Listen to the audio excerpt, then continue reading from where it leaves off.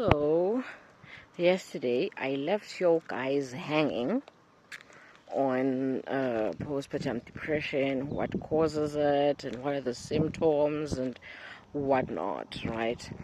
So, I need for us to cope with these things in as much as we can't eliminate it, because truth be told, we live in a modern society, and devolution is not something we can choose right now. Because if we can say that, no, let's go back in the past whereby there were grannies and mummies and everybody living together in this tiny village whereby they assist these new moms in this and this and that, we can't go back to that. That would just cause a genetic glitch of some sort. In fact, if we try to go back, we'll have to do more work in aligning than moving forward. If we move forward, the work will be more or less aligned to what is currently happening, but it will be just a form of modification. Right? If we move forward, we'll just be modifying what is already there. But if we go back, we'd have to unlearn, relearn, and try. It would be a lot. It would be a lot to do. So, what can be done now to cope with this? Oh, by the way, another way to cope is this. That's my home over there. I live in a forest. That's how somehow I was lucky to not beat per se, but to cope with postpartum depression. So let's find ways to cope. Yes, we've vented. Yes, it's hard. Yes, we now live in an industrial age, but how do we continue being moms? Because I am pro mom. I am pro union. I am pro love. I love it when a family is formulated. I love that. So we can't just go by, females are now oppressed and suppressed when it comes to creating a family. A family benefits the man. A family drains more on the feminine energy. Right. And again, I'll always say this in every video I make, that the feminine, the divine feminine energy is not because you're a female. Just because you're a female doesn't mean that you are holistically feminine. No. The divine feminine energy is in your reproductive system. And if you're a man, it means that the divine masculine energy is in your reproductive system. If you can go deeper, a human being is extremely complex. Extremely complex. You cannot just define a human being by their reproductive system and then say, nah, that's who they are. No. A human being is an extremely complex entity that requires you to analyze each and every layer for you to describe what it is. Right? So, you can find that a person has the divine feminine energy in their reproductive system, but you find that mentally, the way they reason, the way they analyze is extremely masculine.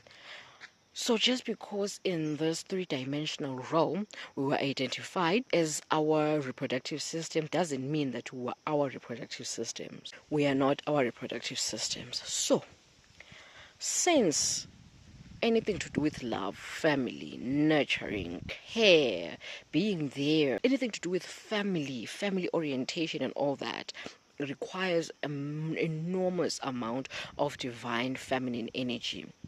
And since in this three-dimensional realm we are labeled as our reproductive systems, you then feel like it is your responsibility as the female to take up these responsibilities around the family, the nurturing, the love, the mental work, the emotional work, all these unseen, behind the scenes work, right? So yes, it feels like this whole thing rests on the female. It feels like the survival of the human species rests enormously on the on the shoulders of the woman, on the shoulders of the person whose reproductive system was attached to the divine feminine energy, right? Because we're in the physical realm and we're labeled by the physical appearance, right? So you feel like you're expected to, and the man is expected to provide and support the female. Sad part is, now the man is not even doing that. You're expected to even support or help the supporter. Oh, forgive me if I'm being ignorant, but I've never seen a man who said, "You know what, my wife or the mother of my children or the mother of my child, leave it all to me. I got this under control 100%. I'll be your provider, I'll be your supporter. You just focus on nurturing." Because we're in this three-dimensional realm. I'm expected to provide and support. We're expected to nurture and be there and propel the species forward. So let's just keep our rules. I've never seen a man doing that without complaining. But women are expected to do that, to hold their expectations without complaining. And it's rare that I see a female complain. They would rather vent, but they feel like it's what they're supposed to do.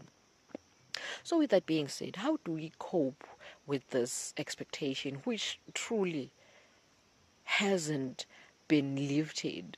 Even if right now I can say this is how we can lift it, a lot of women would come for me and say, "You are trying to destroy our union. You want our men to leave us." You know what? Let's just leave it and just focus on how to cope. Let's just focus on how to cope with what I've been identified as in the physical realm. So I'll just list the things that worked for me. Each individual is extremely different, but maybe you can take something from me and just take the pattern. Take the pattern and run with it. Maybe you'll find something that, okay, if I can do this, and then you do that, you find that moving forward, the things are just open up on their own, right, as you move along. Because sometimes you're just blank, you don't know what to do at all, and when you hear somebody saying, "Try this," and then once you try it, it's just a domino effect. It's opening up, it's opening up. So for me, I stayed at home. I just went like, you know what, to hell with this competitive environment, to hell with this extreme masculine environment. I'm failing to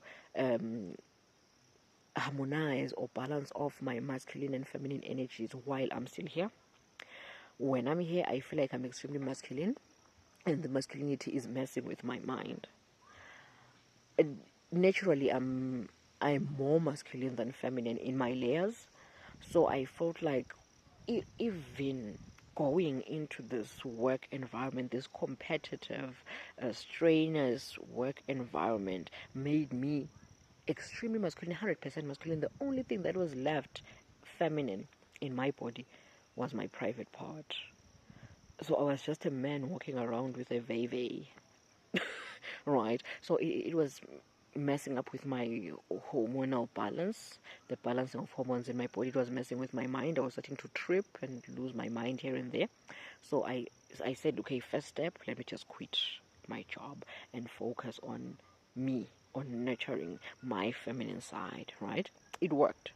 It worked like heaven, right? So I'm balanced in that aspect. That's my first step. First step is just to try to balance off your energies. I don't know what you do to balance off, because the world has made a woman extremely masculine. Literally every human being walking the earth is a man. We are all men, and what is labeled as woman is just men walking around with VVJJs and wombs. And most of us can't even reproduce because we are 100% men with VJJ and without estrogens. We are taking in these birth controls again. I'm not against birth controls, but I'm just saying that we are taking these things and they are further suppressing these feminine hormones, making us even men. We are more men than we are females, especially the female species. But that's not where I am. So what I did was, I am pro birth control because it helps empower women. But what I did was I chose a more natural way which doesn't disrupt my hormones, right? And then I quit the competitive 9 to 5 route and started off a feminine way of making money. I'm an entrepreneur. I make art. Art is a way of tapping into your feminine energy. So I make art and then monetize it. So that's how I tapped into my feminine energy, because truth be told, money makes the world go round. We need money. So I tried my way around on how to make money. How to make money and still maintain my femininity, right? So that's what I also did. And then, mind you, you cannot do anything abruptly and just expect you to align. Just like I said, we cannot go back in time, because if we go back in time, we need to put in so much work to align genetically. We rather move forward, use what we have at hand to move forward. Same with this thing. You cannot just move from being masculine to being feminine just like that and expect to everything to just align for you. It's extremely hard. So when I stayed at home, I felt expected to also look after the children, because I cannot now afford a nanny or a maid or help, right? So now I'm expected to look after the children. Mind you, I'm a masculine person. I don't know how to nurture. Yes, deep down I have this nurturing instinct. I love children, I love nurturing, but I've been extremely masculine for 20 something years. I can't just undo that, right? So when I got here, it was extremely hard. I could feel that, okay, instinctively I am feminine. That's just me. Some people are not, and it's okay. So I could just I would pull it out hard and hard and hard out of me into the surface, and it would drain me mentally and emotionally enormously. So what I did was, you know what, let me just focus 100% on making my art, monetizing it, and then getting somebody to help clean the house while I take care of the baby, or while I take care of the babies, because I couldn't do it all. I have 2 children, little children, so I couldn't do it all. I couldn't take care of the babies, maintain the house, do the chores and all that. So what I did was I got this person who would help me around, but then I take care of my children. So that's what I did. Monetize my art, and this person was also buying me time, buying me enough time for me to make more money by having more time to make the art. Because before I had her, I didn't have even enough time to push my business, because all my time was invested in homemaking. That's a story for another day. I want us to discuss this thing that women cannot push their passion. But if I were a man, I would be like, you know what, my wife got this, let me just continue pushing my passion, right? But because I'm a woman, I couldn't. So what I did was I hired help to help me out while I did the child nurturing and my passion, my art, my money making passion. That's another thing I did. And another thing, let's quit thinking that it's our job to 100% be in charge of everything. Let's delegate. Ask our partner, okay, partner, can you do this for me? Okay, partner, can you fetch the water if maybe you have water outside? Okay, partner, can you get the laundry? Okay, partner, can you, right? Because even these men were not taught back at home how to be human beings in society, because helping out in the house is not a feminine thing. It's just a general basic human trait or skill, right? But it's been now femininized because it's a man's world. It's a patriarchal world, right? So you ask the partner and tell them that, okay, from today onwards, I feel like this is what you will do. You will help me in this way. And they're happy to do that. Somebody who truly loves you will be happy to help you out. Just tell them how you need the help, because sometimes as full-time caregivers, we don't know what we truly need the help with, and sometimes we're scared to ask because we've been brought up being told that never let a man do the nurturing work. And as we grow up in these social media platforms, most men are saying, no, I would never do that, that's feminine, that's not being an alpha man, you're just being a simp when you do this and this. So we try by all means not to size our men, right? But don't be afraid. Ask. These men who are busy blabbing about simp and alpha in the internet, most of them are single, and most of them will never find love. I kid you not. Men who are truly men, who know their role in society are happy to support their partners, especially somebody who has brought forth a child that has half their DNA is happy to assist. So yes, that's another one. But it's balance of your energy. Get help by all means possible, whether it's your partner if you can't afford help, or if you can afford help, just try. Or even if it's that small amount for somebody to just come and just tidy things up so that you can focus on what matters. Just that, just even once a week.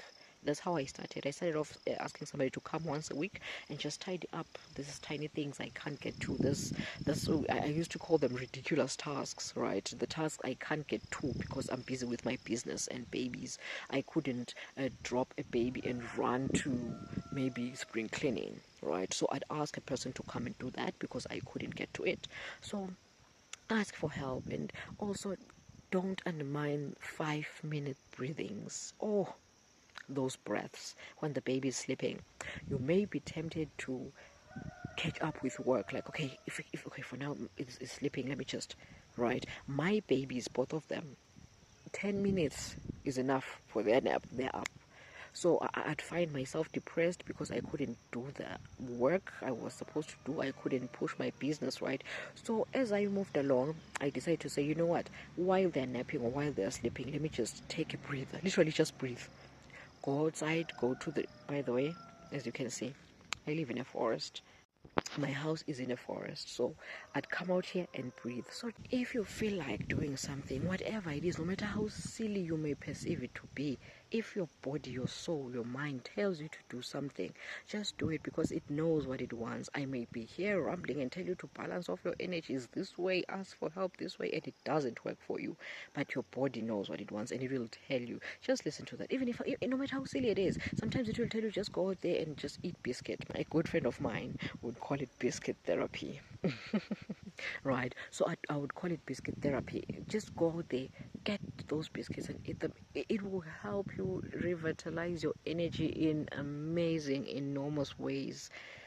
Sometimes our body communicates with us, but we're too busy to listen. So I can come here, ramble all I want and say all this and that, but maybe it doesn't align with you. So just listen to your body. Do whatever. Sometimes it will tell you to just go in the sun and just bask in the sun. It's okay, no matter how. Sometimes sometimes it's laughable because sometimes it will just tell you that, okay, you know what? Just lay on the floor, lay on the ground, just for 2 seconds. Just go on the ground and get up. And you laugh. You'll be like, oh, just do that. Yes, do it. You'll be amazed how much of help it is. Yeah, it's hard, mommy. It's hard, mommy.